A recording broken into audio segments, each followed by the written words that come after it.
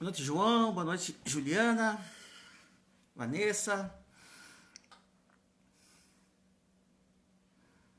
Grande Wendel.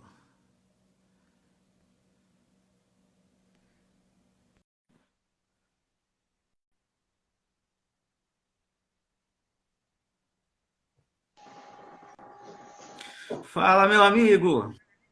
Ô, meu amigo, boa noite. Boa noite, tô tranquilo contigo aí? Tudo certo. Ah, trancado em casa também? Não tem como ser diferente, né? Aí Tranca. também tem problema de corona? Por incrível que pareça, sim, tivemos uma situaçãozinha aqui relacionada ao coronavírus, mas felizmente a situação já está estabilizada e as coisas estão mais calmas agora. Ah, que bom saber que você tá bem. Mas isso, E o mas isso jeito? não, mas isso não quer dizer que não estamos, que estamos parados, né? Estamos Não, em lógico. quarentena, mas a Justiça Militar da União não para. Não, nem a gente, né? A gente fica estudando também, estudando direito militar. Aprendendo um pouquinho mais. É, a gente encontra outras maneiras de conversar, de discutir. A gente dá um jeito. Maravilha, maravilha. E as coisas por aí estão tranquilas no Rio? É, tá tranquilo. Na medida do possível, tranquilo, né? Até o trânsito tá bom no Rio de Janeiro agora. Tá bem, tá bem. Mas vamos lá. Gostei o Denis, ela coloca o relógio já fica ativado no alarme para não perder um só minutinho. Obrigado. Obrigado, gente, todo mundo que está entrando aí. Sejam bem-vindos para a nossa live. Vamos falar um pouco de direito militar. Vamos lá, vamos começar então? Vamos começar nosso papo? Vamos lá, por favor. Então, vamos lá. Ó, gente, aqui, meu nome.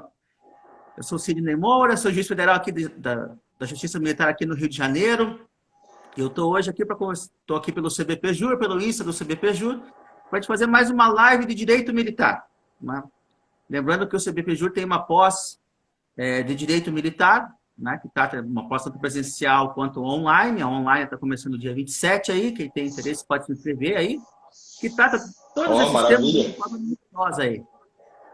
E hoje, o meu convidado hoje, nada mais, nada menos que o doutor Wendel Araújo, também juiz federal, só que lá em Bagé, né, meu amigo? Isso. E é um enorme prazer ter você aqui, meu irmão, para a gente poder conversar sobre essa parte, assim, que é uma parte tão importante nos concursos, né? E que Sim. muita gente, às vezes, deixa um pouco de lado e chega na hora de fazer a prova, dá um aperto. Pouquinho.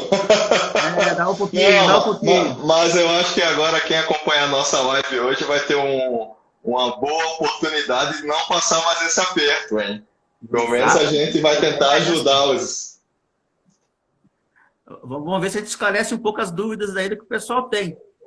Vamos lá, meu amigo. Então, me diz uma coisa aí. Nós estamos falando de direito administrativo militar. Mas o que é o tal do direito administrativo militar? Bacana essa pergunta, hein? Já Boa, né? começou. Começa com o pé na porta. Claro, claro. Mas, meu amigo, antes de já entrar no que seria o conceito, eu aproveito a oportunidade para agradecer. Para mim é um prazer imenso, uma honra dividir essa bancada virtual, né? Que esse tempo de quarentena vem proporcionando a gente, de poder ter a oportunidade de estar nessa live aqui com você. Você é uma pessoa que eu tenho uma grande admiração. Eu vou gastar poucos segundinhos aqui só para fazer uma rasgação de seda, como o Cristiano Você Paim sabe que a sempre recíproca é sempre fala, verdadeira. mas eu não posso deixar de perder, porque a tua história é uma história de superação, é uma história de exemplo para todos esses aí que estão na caminhada, tá? Eu acho até, inclusive, que você futuramente aproveita aí esse tempinho de quarentena, escreve um pouco sobre isso, porque você é a personificação do que é superação, do que é perseverança para se conquistar aquilo que se almeja, aquilo que se sonha. E vamos lá! Ah, pô, agora até vou sair da live. Então vamos lá, vamos lá. Vai lá, obrigado por tudo, amiga recíproca é verdadeira. Você sabe que você é um irmão para mim. O direito administrativo militar é uma pergunta que já nos deixa num momento de reflexão. Tá? Eu vou começar até não conceituando o direito administrativo militar para facilitar o entendimento daqueles que estão nos acompanhando aqui, para nunca mais esquecer. Tá? Porque, assim, o direito administrativo militar, se você não entrar na discussão de que ele é um ramo autônomo ou não do direito, porque há essa discussão. Há doutrinadores, inclusive, que acham que ele tem princípios próprios, regramentos próprios e tem autonomia de modo a ser uma disciplina própria. Então, se você não for dessa corrente, se você pegar uma corrente mais, vamos dizer assim, de fácil esclarecimento, que é a qual eu sempre procuro trazer, é aquela que entende o direito administrativo militar como um sub-ramo do direito administrativo. Então, se você partir dessa premissa, isso já vai facilitar a tua conceituação. Porque no direito administrativo, claro, essa pergunta também do que é o direito administrativo é uma pergunta também hercúlea. Lá, várias são as correntes, escola francesa, escola do serviço público, mas existe um conceito do nosso querido professor Eli Lopes, que vai nos facilitar os estudos. Porque o professor Eli ele fala o seguinte: olha, direito administrativo nada mais é do que um conjunto de princípios que vai reger a administração pública. Opa, maravilha! Um conjunto de princípios que vai reger a administração pública. E se você agrega a esse conceito o que é administração pública, ou seja, as noções de que há administração pública no sentido subjetivo e administração pública no sentido objetivo, olha, tu vai fechando a construção do teu conceito.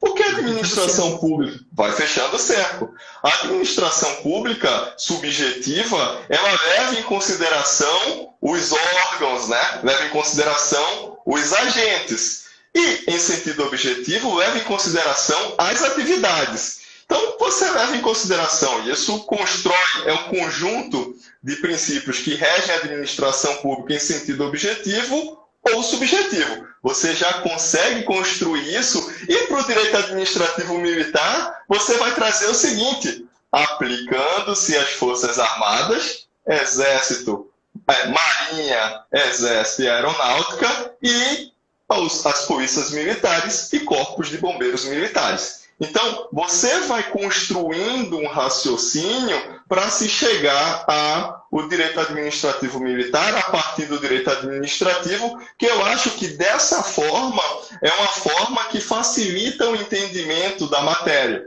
Agora, claro, se você for para o entendimento, como eu falei, de que é um ramo autônomo, você vai ter que conceituá-la de outra forma. O professor Paulo Tadeu da Roça, inclusive, na sua obra, ele traz esse conceito. Ele vai dizer um conjunto de princípios, atividades relacionadas às peculiaridades das Forças Armadas, às atuações das Forças Auxiliares. É um conceito que vai ali, que são conceitos próprios, como hierarquia, disciplina. Então, há também a possibilidade de você fazer essa conceituação por aí. Então, para quem entrou agora na live, que começou a acompanhar a partir desse momento, então eu vou fazer um apanhado bem breve. Então, conceito de direito administrativo.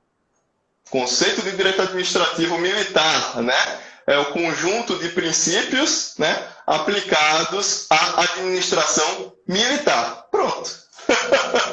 Administração pública militar. Fechamos assim.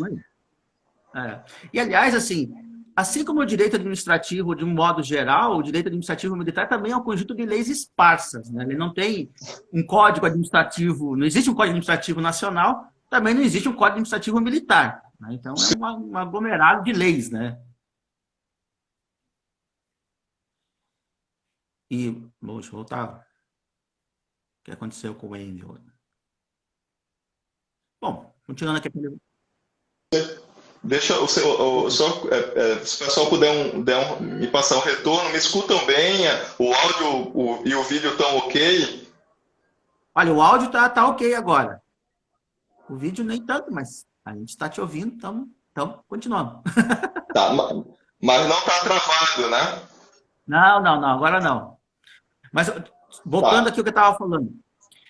Na verdade, o direito administrativo militar é um conjunto esparso de leis, né? São muitas leis que se reúnem para formar o arcabouço administrativo militar.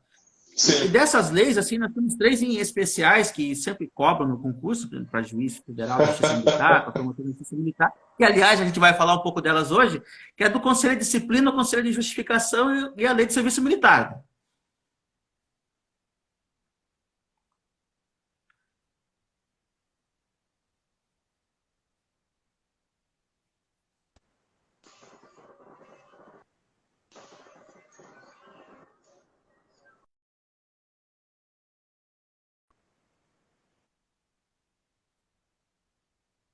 Vamos ver, o Wendel saiu, vamos tentar voltar de novo aqui com ele.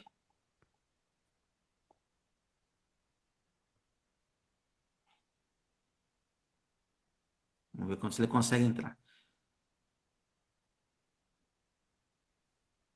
O que eu estava falando para vocês é que existe realmente um conjunto de leis que regulam o direito administrativo militar. Dessas três leis, talvez as mais importantes, que sejam mais cobradas no concurso, é justamente a lei do Conselho de Disciplina, do Conselho de Justificação e do Serviço Militar, que vamos ver se agora o Wendel volta com tudo aqui. E o interessante dessas leis é que são leis anteriores à Constituição de 88. Então, já por aí, né? Fala aí, Wendel. Ah, agora sim! Eu já entrei na live aqui com o querido Fernando falando aqui que o provedor dele é o mesmo do O Coimbra. mesmo do Não. Coimbra, é verdade. O sul do país, aí o sul do Rio Grande do Sul, não está com uma internet muito boa, não. Não, que é isso. Não, agora retornamos, acho que agora não. Acho que deve estar melhor. Eu percebo até que a qualidade melhorou. Saí e reconectei. Então, meu amigo, é bom esse apontamento que você trouxe aí dessas questões das leis esparsas. Durante uma época que eu trabalhei no Exército antes de tomar posse na magistratura como oficial do quadro complementar, e quando lá trabalhava, eu sempre fui um defensor de que deveria haver uma consolidação, assim como há, por exemplo, você consegue encontrar os vademecums de direito administrativo, né? Então, tu já tem algumas ali. E eu sou defensor de que você tem que ter também um vademecum, uma consolidação das leis aplicadas ao direito administrativo militar, porque realmente são muitos regramentos. E aí devia fazer. Igual tem a CLT, vamos fazer uma CLDA. Funciona bem o direito administrativo. Ia ser muito interessante. Bem isso.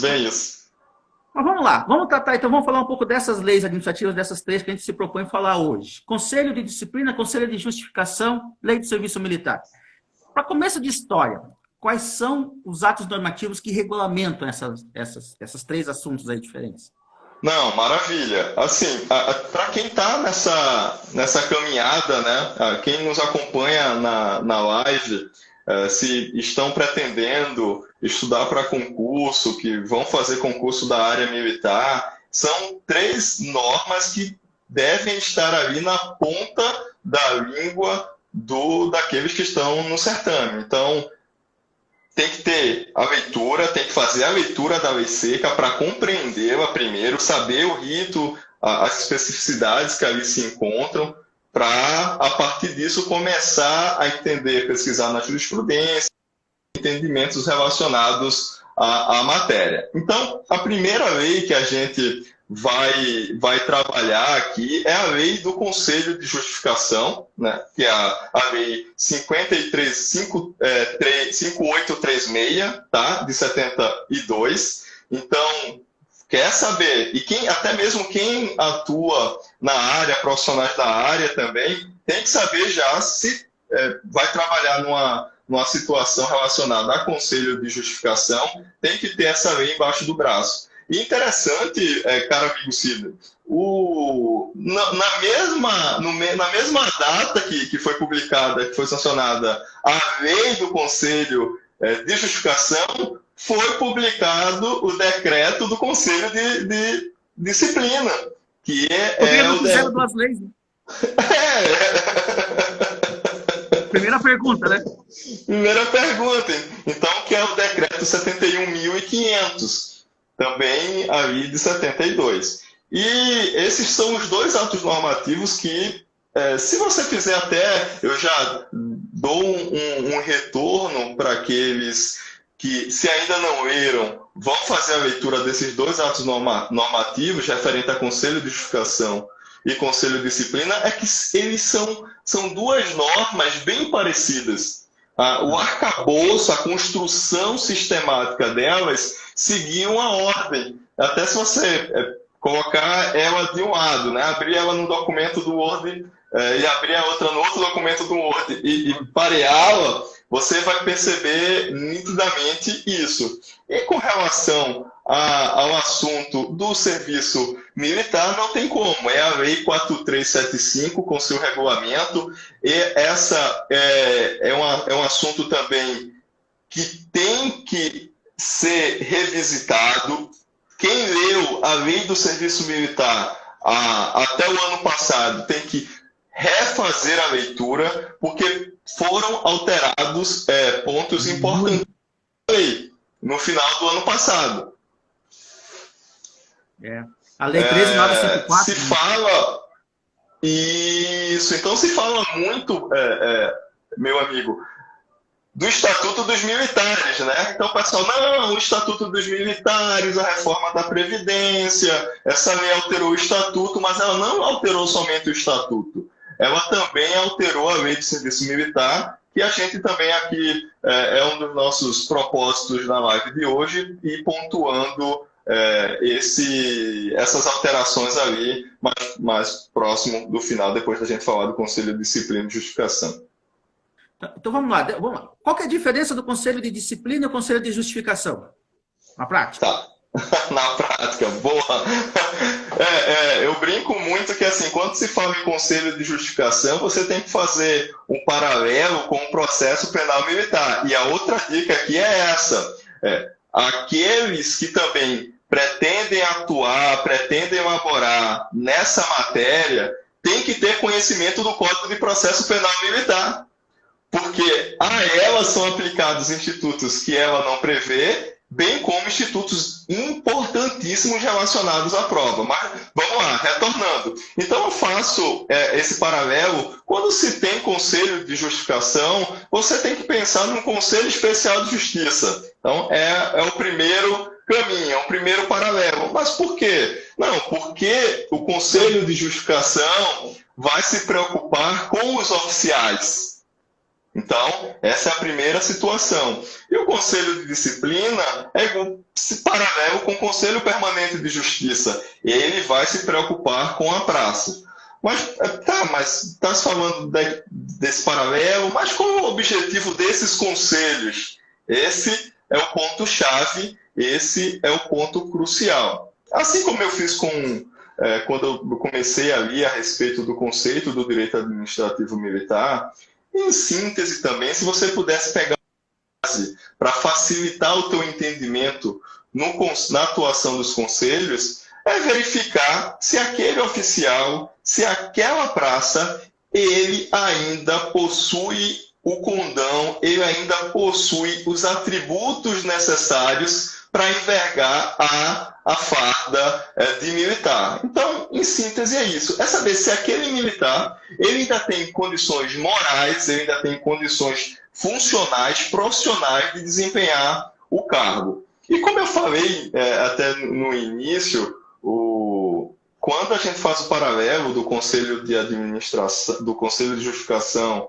e do Conselho de Disciplina, que eles são bem parecidos, se você pegar o artigo 2º da Lei do Conselho de Justificação e o artigo 2º do decreto do Conselho de Disciplina, você vai ter ali, né, as hipóteses em que o oficial e a praça, respectivamente, vão ser submetidos a esses conselhos. Tá? Então, a primeira coisa é fazer a leitura do artigo 2º, para saber quais são as hipóteses em que o oficial e a praça são submetidos a conselho de disciplina, de justificação e de disciplina. O interessante é que, justamente no artigo 2º, que você já percebe a primeira diferença do conselho de disciplina para o conselho de justificação. Né? Porque o conselho de justificação, ele pode ser a pedido. Isso. O oficial também pode pedir, né? Enquanto Exatamente. o conselho de disciplina é imposto à praça, não é escolha dela. O conselho de justificação é possível porque é uma oportunidade do oficial se justificar a conduta do qual ele está sendo acusado. Né? Perfeito, exatamente. Até para que ele possa trazer para o âmbito de convivência militar, para que ele possa manter rígido, né, os padrões de hierarquia e disciplina, ele possa mostrar para a sua classe na qual ele convive que determinado fato que a ele foi atribuído não condiz para que ele, como você bem apontou aqui, se justifique. Eu vou me fazer aqui da leitura do artigo 2º, mas eu vou fazer a leitura tão somente do artigo 2º do Conselho de Justificação, porque um leitor, uma leitora desavisada, pode achar, e isso é uma pergunta que inclusive já caiu em prova para aqueles que fazem concursos da área militar, e é um assunto que pode vir a ser rediscutido, ser recobrado, que é o seguinte: o leitor desavisado, a leitura desavisada, pode cair na seguinte eu brinco na seguinte pegadinha, né? Pode ser perguntado numa prova objetiva, por exemplo, se as causas a quais são submetidas, as hipóteses às quais são submetidas, que se acontecerem, submetem o oficial ao conselho de justificação, são os mesmos que, se ocorrerem com a praça, se essas hipóteses são iguais, tem que ter muito cuidado, porque tem uma diferença, tem um inciso que faz a diferença das hipóteses para a submissão da praça e do oficial. Então, eu vou fazer a leitura aqui do que estabelece o artigo 2º do Conselho de Justificação. E aqui ele procede dizendo o seguinte: o acusado oficialmente ou por qualquer meio, e ele chama aqui qualquer meio lícito de comunicação social, né? Ter procedido incorretamente no desempenho do cargo, tido conduta irregular ou praticado ato que afete a honra pessoal, o pundonor militar ou decoro da classe. Então, aqui é a mesma situação prevista do Conselho de Disciplina. Ser considerado não habilitado para o acesso em caráter provisório. Eu vou fazer um parêntese, não vou comentar esse e vou pular para o terceiro. Afastado do cargo na forma do Estatuto dos Militares por se tornar incompatível com o mesmo ou capacidade no exercício das funções militares a ele inerentes, salvo seu afastamento é decorrência de fatos que motivem sua submissão a processo. Igual também, e assim continua com o inciso 4, que estabelece que aquele condenado por crime de natureza e aquele que está nos vendo aí e está com sua lei, marque, grife, crime de natureza dolosa, tá? Deixe já dolosa, já deixe marcado aí, e prossegue no 5º, que é pertencente a partido político ou associação suspenso ou dissolvidos. Então, e prossegue, né? Fiz a leitura bem breve, você pode acompanhar depois, fazer a leitura calma aí, quando a live passar. E esses são iguais, meu amigo Sidney, não tem diferença. A única diferença é que consta do inciso 2. Considerado não habilitado para o acesso em caráter provisório, no momento em que venha a ser objeto de apreciação para ingresso em quadro de acesso ou lista de escolha. E aquele aquele que não tem o dia a dia, né, da vida na caserna, pode se perguntar o que é quadro de acesso ou lista de escolha. Esses termos são sinônimos, né? O leitor está dizendo, não, quadro de acesso ou lista de escolha, é a mesma coisa. Como o amigo bem falou, isso se trata de promoção. Sendo que a promoção para os mais altos postos da carreira militar, aqueles de oficiais generais, né? Essa promoção é feita por intermédio de uma lista de escolha, que é feita pelo presidente da República. E os outros cargos para oficialato, eles são feitos através da promoção pelo quadro de acesso. Então, são as questões interessantes desse ponto. E eu vou te fazer uma pergunta, mas você não precisa responder, meu amigo. É uma pergunta reflexiva para quem nos acompanha aqui nessa live. E eu vou dar alguns segundos para quem nos acompanha fazer uma reflexão aí rapidinha e responder mentalmente.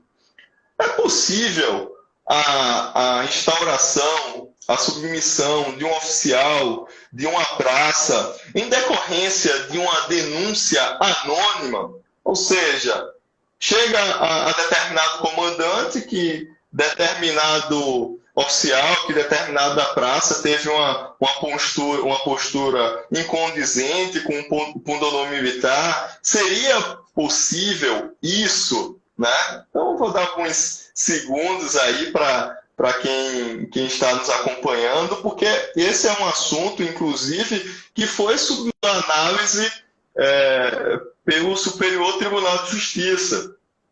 E enquanto o pessoal pensa, meu amigo, eu vou fazer um parênteses aqui, porque também muitas vezes se pensa que as matérias relacionadas ao direito administrativo militar são de competência nossa, né? Competência da Justiça Militar da União.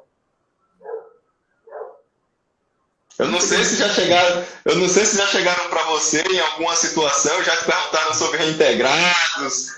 Já. Eu já tive que despachar petição nesse sentido, nos autos. Maravilha, maravilha. Então, eu acho... Eu sou partidário de que o direito militar devia ser tratado dentro de uma mesma justiça. Todo ele. Sim. Ele devia ser especializado como um todo. Né? Administrativo militar, a questão do previdenciário militar, se é que dá para chamar assim, porque é a pensão militar, né? E a questão do penal militar ser todo dentro de uma mesma justiça. Eu acho que era muito mais lógico. Perfeito, perfeito. Então vamos lá, acho que o pessoal já refletiu um pouquinho. Então aqui há uma certa, doutrinariamente, aqui eu vou dar um ponto de vista doutrinário, e aqueles que nos acompanham têm que ter bastante atenção a isso, porque não há literalidade na lei do Conselho de Justificação, não há literalidade na lei do Conselho de Disciplina acerca desse assunto, a qual eu tinha acabado de perguntar, denúncia anônima como embasamento para a submissão de oficial e praça ao respectivo conselho. Doutrinariamente... Exato, perfeitamente. A própria Constituição e os defensores a corrente filiada de que não seria possível isso, né, não seria possível se fazer desse modo, entende que a própria Constituição veda o anonimato. Então, não seria possível em algo que é tão sério, que é tão complicado, que vai interferir na vida profissional do militar, ser feito desse modo. Então, há aqueles que vão defender que não é possível. Entretanto, há um julgado, meu amigo Sidney, do Superior Tribunal de Justiça, e quem nos acompanha aqui na live pode anotar, é um RMS 19224 do Mato Grosso, de relatoria do ministro Félix Fischer, e é um julgado de 2005 que fala o seguinte, é justamente sobre esse ponto, administrativo, servidor público, militar, demissão, processo administrativo disciplinar, carta anônima, licitude. Então, o STJ ele entendeu pela possibilidade de que a carta anônima é meio hábil para a instauração de processo administrativo disciplinar, cabendo à administração a apuração dos fatos narrados na denúncia, ainda que apócrifa. Tá? Então, esse é um julgado. E se você puder fazer, se a gente pudesse fazer um paralelo aqui com o PAD, né? Com o PAD, o procedimento administrativo disciplinar do servidor público, há uma súmula também do Superior Tribunal de Justiça que estabelece o seguinte, e quem está acompanhando aqui anota, é a súmula 611, que fala o seguinte: desde que devidamente motivada e com amparo em investigação e eficácia, é permitida a instauração de processo administrativo disciplinar com base em denúncia anônima, em face do poder-dever de autotutela imposto à administração. Então, esse entendimento é um entendimento até mais recente. O julgado foi de 2005, mas esse, se não me falha a memória, não tem tanto tempo assim. Mas me parece que o grande cuidado que tem que se ter é não começar diretamente da denúncia anônima, né? Ainda tem uma providência para ele dar o start. Aquelas questões relacionadas às preliminares, né? Se faz uma apuração preliminar, se verifica, se faz uma sondagem, e aqui nesse assunto, claro, quando a gente trata do meio militar, né, que se mantém pela hierarquia e pela disciplina, esse cuidado com a denúncia anônima tem que ser muito maior, né, meu amigo? Exatamente. É o meio de ser, como que você fosse legalizar a denúncia anônima, né? Você pegar a denúncia anônima, fazer uma diligência preliminar para ver a verossimilhança, a veracidade daquilo que foi trazido, para daí você dar um start no procedimento que você precisa, assim como acontece com o inquérito policial militar, não é muito diferente disso também, né? O inquérito policial militar também tem essa mesma lógica, né? Mesmo que seja uma denúncia anônima, vai precisar dessa diligência preliminar para... Perfeito. E caminhando com o assunto, né? Esse assunto é um assunto que tem muitos detalhes. Eu vou tentar aqui eu acho que já passaram quase 30 minutos, né? Pelo que eu olhei aqui do relógio. Eu vou pedir também, passamos pelo artigo 2º, e você vai marcar aí nas duas leis o artigo 4º, que esse artigo 4º também eu uso muito, não sei se meu grande amigo Ataliba, ele fala da gaivota dourada, né? Ele usa essa nomenclatura. Tem a gaivota dele lá. Ele sempre fala as gaivotas. E se você puder marcar aí também, esse artigo 4º seria isso. Porque ele vai estabelecer a competência. Quem vai ser competente para determinar a instauração do Conselho de Justificação e quem vai ser competente para instaurar o Conselho de Disciplina. Com relação ao de justificação, é bem tranquilo. É o comandante da Força Armada a qual ele se encontra vinculado. Então, Exército, comandante do Exército, comandante da Marinha e comandante da Aeronáutica. Então, aqui está bem tranquilo. E uma pergunta que pode cair, isso seria uma pergunta bem interessante também, tanto em prova objetiva, subjetiva, e até mesmo para quem trabalha na área, porque, claro, se há um vício de competência, você tem como macular todo o processo, né? Que essa competência do Conselho de Justificação, ela é indelegável. Tá? Então, ela não é delegada. Com relação ao Conselho de Disciplina, aqui também há 3 circunstâncias e 3 detalhes. Porque, a depender de quem seja a praça, vai mudar a autoridade competente para instauração. Então, você vai lá no artigo 4º do Conselho de Disciplina e vai ter o seguinte: se for guarda-marinha, né? Guarda-marinha, para quem é de marinha, então já tem a ajuda. E que ele é o aspirante, né? É o aspirante a oficial do Exército e da Aeronáutica. Então, a guarda-marinha, o aspirante oficial, o subtenente e o suboficial, quem vai ter a competência para fazer a nomeação do conselho, né? Fazer a instauração, nomear o justamente vai ser o oficial general. Se não for, e se for da reserva, uma praça da reserva remunerado ou reformado, vai ser o comandante do Distrito Naval, e a lei ela fala zona aérea ou região militar. Sendo que hoje a gente não tem mais a zona aérea, né? Hoje são as salas. Não tem mais nem comar, né? Não tem mais comar. E as demais praças vai ser do comandante e diretor-chefe ali da organização militar dela. Então, são essas três características. E, em linhas gerais, o que é que a gente pode concluir? Né? O Conselho de Disciplina e o Conselho de Justificação, eles são formados por 3 oficiais. Então, a primeira questão que você já tem que ter em mente, são 3 oficiais. Vai diferenciar porque no Conselho de Justificação o presidente é um oficial superior e vai seguir a hierarquia, onde o mais moderno vai ser o relator e quem vai ser responsável por formular as perguntas, e o último, o mais moderno dos três, vai ser o escrivão. No conselho de disciplina, o oficial que vai ser o presidente vai ser o oficial intermediário, seguindo-se ali com os oficiais subalternos, né, que, como eu falei, vai ser o escrivão. É a mesma lógica, você vai seguir a mesma lógica. 3 oficiais, né, um oficial superior, o outro oficial intermediário. Lembrando que no conselho de justificação não pode integrar o conselho oficial subalterno, né? Tem que ser oficial intermediário superior. No de disciplina, pode. Né? Tem essa diferençazinha ali também.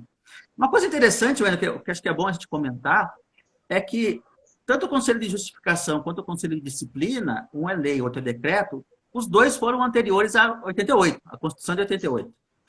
Então, tem alguns pontos ali que é bom a gente refletir, porque em ambos os conselhos tem uma questão de deliberação secreta, por exemplo. Esse assunto é bacana, hein? Tem a questão da deliberação secreta, e no Conselho de Disciplina tem a questão de que a defesa ser feita por um oficial. Perfeito, oficial curador, né?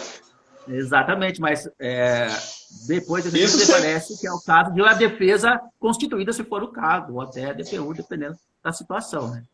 Isso, vamos lá. Esse assunto, eu vou só linha geral. Então, vai ser designada a data que esses oficiais. Isso serve para os dois. Quem nos acompanha na nossa live, isso que eu vou falar aqui em linhas gerais, bem rapidinho.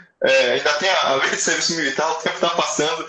O procedimento vai ser, em síntese, o seguinte: vai ser designada a data que esses oficiais vão se encontrar, vai ser feita ali a leitura do que se chama de libelo acusatório, que são a denúncia que foi formulada em desfavor da praça ou do oficial.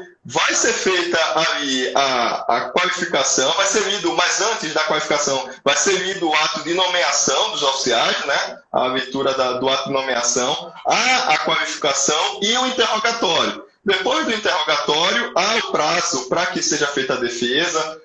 Aqui é importante destacar que a produção probatória é levada nos mesmos termos do que estabelece o Código de Processo Penal Militar. Então, é possibilitado tudo que lá consta como produção probatória. Vai ser franqueado o contraditório, ampla defesa, arrolar testemunhas, testemunhas que foram trazidas ali se foi um oficial que fez a acusação, chama de oficial acusador, por exemplo, do acusador, e é feita toda a marcha, lembrando sempre em observância ao contraditório, à ampla defesa, o devido processo legal. Fechando essa situação, há no Conselho de Justificação e de Disciplina um ponto que é o ponto-chave. O Conselho de Justificação, ele vai considerar o não culpado, mas ele não julga. Quem vai julgar é o STM, tá? Então, já marca isso aí. Se ele for considerado culpado, é o STM. E já no caso do Conselho de Disciplina, reforçando, Conselho de Disciplina, quem vai fazer isso é a autoridade nomeante. Há um trabalho do Conselho de Disciplina, vai fazer o relatório e vai trazer ali a consideração se é culpado ou justificado, ou se é culpado ou não, e vai mandar lá para a autoridade nomeante. Então, é isso. Como você bem pontuou, nessa deliberação, os dois trazem a sessão secreta. E eu tive o cuidado de separar aqui, para quem nos acompanha, alguns acórdãos.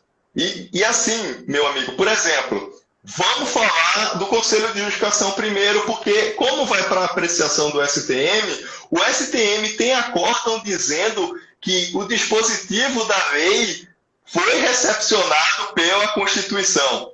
Tá? Então, esse acórdão eu vou pegar aqui e vou pedir para quem nos acompanha anotar, só um minutinho, é o acórdão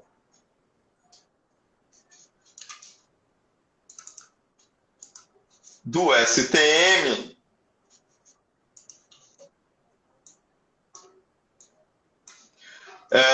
Conselho de Justificação número 185/26/2015, relatoria do ministro Odilson Sampaio Benzi, revisor ministro José Coelho Ferreira, a data da sessão 21 de agosto de 2018. Então, quem nos acompanha vai nesse acórdão, faz a leitura, porque vai dizer que essa sessão, esse artigo foi recepcionado.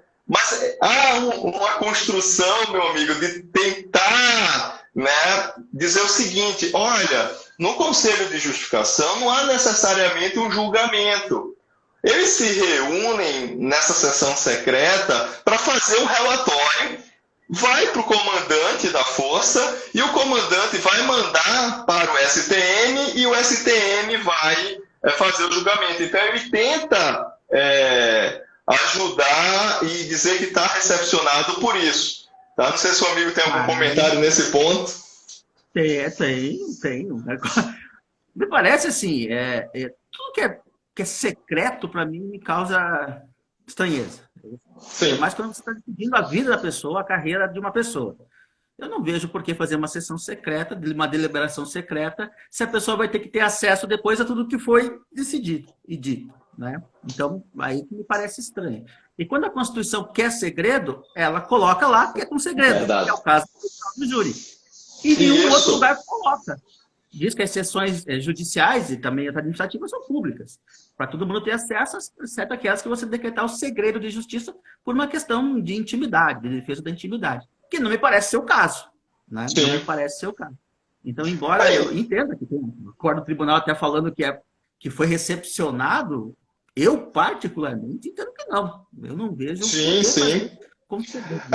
Dentro de um Estado democrático de direito, né, de se preservar direitos e garantias individuais, eu também não vejo qual seria o prejuízo de ter essa sessão secreta, né? Porque não se reunir ali, deliberar, construir, mas para quem nos acompanha tem que saber, né, esse entendimento. Claro que há professores como o meu grande amigo, o professor Sidney, e com uma argumentação muito, mas muito convincente, e há esse entendimento. Dá para fazer um paralelo, inclusive, com o julgamento que tem no CPPM, porque no CPPM também a deliberação é secreta. E já é unânime no sentido de que isso não foi recepcionado pela Constituição de 88. Ninguém faz deliberação secreta no julgamento perante o Conselho de Justiça. Né? Perfeito. Então, aí, passando agora para o Conselho de Disciplina, né? Aqui, no mesmo ano, caro amigo Sidney, o STJ ele conseguiu ser vacilante. Nossa, por que não está os estranhos? E vamos lá, eu vou pedir aqui para quem nos acompanha anotar esses acórdãos, tá? São acórdãos importantíssimos para você ter aí para quem está estudando. Isso numa prova subjetiva, meu amigo. Isso são tantos detalhes que vai diferenciar justamente aquele candidato que se preparou, aquela candidata que se preparou. Tá? Então vamos lá. A primeira turma do STJ, no recurso ordinário em mandado de segurança, com data de julgamento de 17 de outubro de 2019, estabeleceu o seguinte: policial militar submetido a conselho de disciplina, audiência secreta de deliberação e confecção do relatório final do conselho de justificação, ausência de intimação, alegada afronta aos princípios da ampla defesa e do contraditório, não ocorrência. O que é que o STJ ele construiu nesse julgado? Ele construiu o seguinte: olha, mesmo havendo essa reunião para a construção do relatório, sem a presença da praça, sem a presença do acusado, sem a presença do seu advogado, não tem qualquer prejuízo, porque tudo é garantido a ele antes dessa reunião, antes dessa deliberação. O amigo, você vê a expressão do amigo, e eu estou falando aqui, meu amigo, é o que o STJ decidiu, tá? Eu vou me valer aqui, inclusive, do trecho que ele fala o seguinte, aqui ele tem vários itens, e aqui ele fala assim, né? Nesse contexto, o fato de o recorrente e seu defensor não terem sido intimados para a sessão secreta que elaborou o relatório final do Conselho de Disciplina não trouxe prejuízo à ampla defesa, seja porque pode ser exercida em momento anterior na fase instrutória, seja porque o ordenamento local prevê, e aqui era uma lei do estado do Piauí, seja porque o ordenamento local prevê o cabimento de recursos contra as deliberações do colegiado e da decisão final proferida posteriormente pela autoridade encarregada do julgamento. Então, esse foi o posicionamento do STJ. Então, em síntese, ele fala o seguinte, olha, não teve qualquer prejuízo à ampla defesa ao contraditório essa sessão secreta. E também em 11 de outubro de 2019... Olha aí, mesmo ano. Que a segunda turma do STJ, num voto, ARES com agravo em recurso especial de relatoria do ministro Herman Benjamin, a data de julgamento 20 de agosto de 2019, com publicação em 11 de 10 de 2019, se falou o seguinte: administrativo, policial militar, exclusão da corporação, sessão secreta de julgamento do Conselho de Disciplina, ausência de intimação do acusado e de seu defensor, violação aos princípios do contraditório e da ampla defesa. Tá? Então, o STJ ele fala o seguinte, é ilegal, e o acórdão ele só tem dois itens, o primeiro e o segundo. O segundo é só agravo conhecido, e o primeiro é ilegal a ausência de intimação do acusado e de seu defensor para acompanhamento da sessão secreta do Conselho de Disciplina que deliberou sobre a exclusão daquele dos quadros da Polícia Militar. Tá? Então, esse é o posicionamento do STJ. Bom, é interessante que eu acho, vamos fazer o seguinte, vamos ficar nessa live no Conselho de Justificação e de Disciplina, a gente faz uma outra depois de serviço militar, né? Até para a gente poder arrematar esse assunto. É muito interessante, né? A gente vai passar a noite toda aqui, porque eu conheço a gente, né? Vai ficar um papo aqui. Mas aí, em relação ao Conselho de Disciplina e Justificação, interessante a gente pontuar que não é só através do Conselho de Disciplina ou só através do Conselho de Justificação que o militar pode perder o posto ou a graduação, né? Existem outras formas também que ele perde, inclusive formas penais, né? Previsto no próprio PM, no caso da praça, né? Aqui a gente vai trazer para o processo penal militar, porque tudo isso que a gente... eu acho... pessoal, me escuta, meu amigo? Escuta. Tá, maravilha. O pessoal tem que ter a dimensão que aqui a gente se preocupa em trazer o direito administrativo, né? Aqui são caminhos percorridos pelo direito administrativo para culminar nessa situação de tirar, né, dos seus quadros um oficial e tirar ali um sargento, um cabo estabilizado do convívio do meio militar, que são as praças ali. Mas há o caminho, que é o caminho ali do processo penal militar. Porque quando um militar, quando uma praça ela é submetida a um processo e julgamento no âmbito da justiça militar e ao seu término ela é condenada a uma pena superior a 2 anos, nesse caso aqui vai haver a sua exclusão das fileiras das Forças Armadas, a qual ela acompanha, a qual ela está vinculada, e se for no caso da Justiça Militar Estadual, a vida da corporação. E que é obrigatório estar na sentença, inclusive. Para quem está estudando, não pode esquecer. Essa é uma discussão bastante interessante. E aqui, meu amigo, eu tento trazer aqui as discussões para quem está na caminhada, né? Os posicionamentos doutrinários. é importante que essa determinação da exclusão da praça, e o pessoal deve estar perguntando, por que está se falando da praça? Não, daqui a pouco eu vou falar um pouquinho do oficial, tá? Que é bem diferente. Que é diferente. E o que é que vai acontecer? No caso da praça, há uma discussão doutrinária e jurisprudencial acerca de que se essa exclusão não seria um efeito acessório da condenação.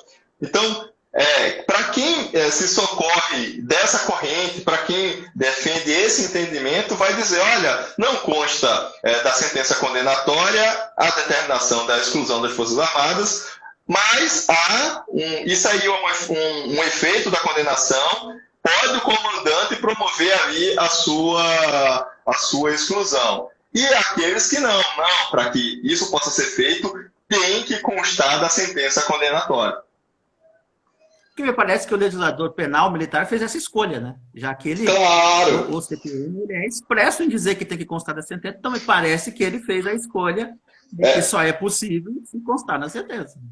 E para não dizer que eu fico em cima do muro, né, eu tenho o mesmo entendimento seu, é assim que eu entendo, é assim que inclusive, que eu tenho preocupação na redação das minhas sentenças, dos nossos julgamentos aqui, para que, caso haja uma pena superior a 2 anos, para que já conste ali da sentença essa determinação, porque é um efeito justamente dessa condenação superior a 2 anos. E com relação ao oficial, bem... processo penal militar, né? Aí que tem que tomar cuidado, né? Não entendi, meu amigo. Não, porque em relação ao oficial perder o posto, daí não é por processo penal militar, né? Isso, exatamente. Essa competência é do Superior Tribunal Militar e há a necessidade de ser realizado pela Procuradoria da Justiça Militar a representação de indignidade para oficialato para os oficiais que são condenados a pena superior a 2 anos. Então, vai haver a condenação, há essa informação para a Procuradoria e a Procuradoria vai fazer essa representação perante o STM, lembrando que isso não é um poder discricionário do procurador. Ele, ao receber essa comunicação da condenação a esse prazo superior, ele deve promover essa representação. E assim, o interessante é dizer que a natureza jurídica desse procedimento que é feito não é processo penal, hein, gente? É um procedimento, ou para uns é um procedimento administrativo, para outros é um procedimento judicialiforme, mas não é um procedimento judicial. Então é uma competência um pouco diferente do que a gente vê com a praça, porque a praça é decorrência do processo penal militar mesmo, que ocorre a condenação acima de 2 anos.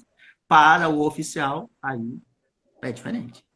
Lembrando que isso daí atende ao que a Constituição determina, né?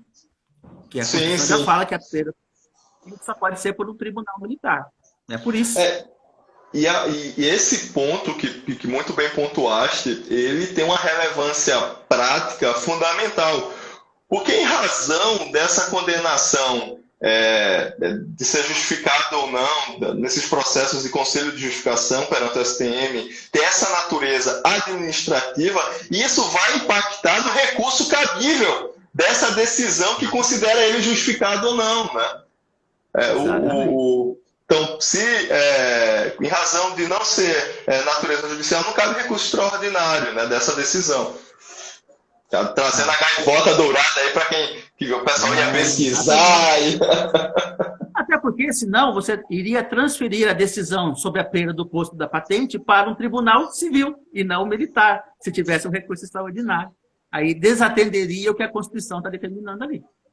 Muito bem. Meu amigo, eu tenho mais um tempinho aí, uns 2 minutinhos. Quanto tempo eu tenho? Faça suas considerações finais, que eu tenho tempo de...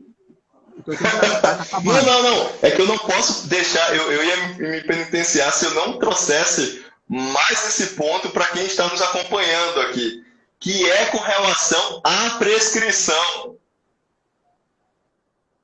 Exatamente. Tá? Então, assim, fala aí.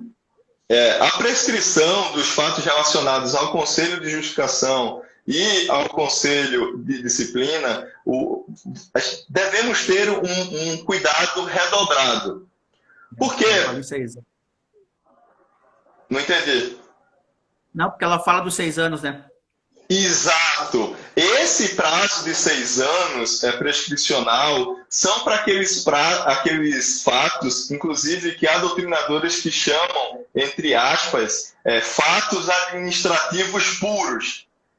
Seriam fatos que nada têm a ver com crime. Se for um fato que também é classificado, que é considerado como crime, ele vai ser regulado, prazo prescricional, pelo Código de Processo Penal Militar, lá o mesmo levado para o mesmo prazo prescricional que o Código estabelece para os crimes. Então veja, quem chegou, se porventura alguém chegou agora na live, prescrição, conselho de disciplina, conselho de justificação, prescrição, 6 anos, se forem fatos puramente administrativos. Se não forem, os prazos vão ser regulados pelo Código de Processo Penal Militar. Eu não podia deixar de falar isso pro pessoal, era isso. Wendel, vamos estar encerrando aqui a nossa live. Eu vou te agradecer muito, meu irmão, por ter participado, por ter essa discussão. Nós vamos fazer uma outra para falar da lei do serviço militar agora. Tá bem. Agora o pessoal ficou curioso. Não, então a gente vai fazer outra. E eu tinha uma pergunta. Eu tinha uma pergunta para quem nos acompanha aqui. Se a mulher ela pode prestar o serviço militar obrigatório agora? Teve notícia no mês passado, projeto de emenda constitucional. Eu já estava preparado para todo esse debate aqui. Então, pois vamos deixar esse debate uma próxima, porque o pessoal já fica curioso com vontade de ver a gente de novo, então.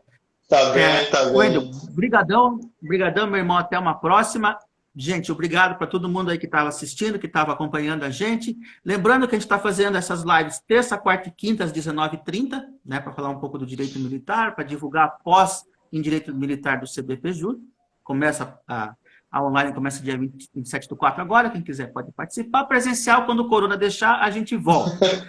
Na terça-feira, é uma live toda especial, porque é com a minha colega e irmã de coração, a doutora Mariana Aquino, que a gente também vai estar aqui conversando, e a gente se encontra...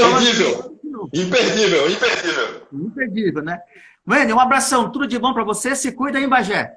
Tá bom, meu amigo, eu que agradeço, agradeço ao CBPJUR, essa sigla eu estou me acostumando, às vezes trava a minha língua, vou pegar com o meu guri ali, um trava-língua para não enrolar mais, eu agradeço e como eu falei no início, uma honra imensa em estar nessa bancada virtual aqui comigo, forte abraço. Abraço, tamo junto. Obrigado, gente, até a próxima. Até a próxima, gente, obrigado.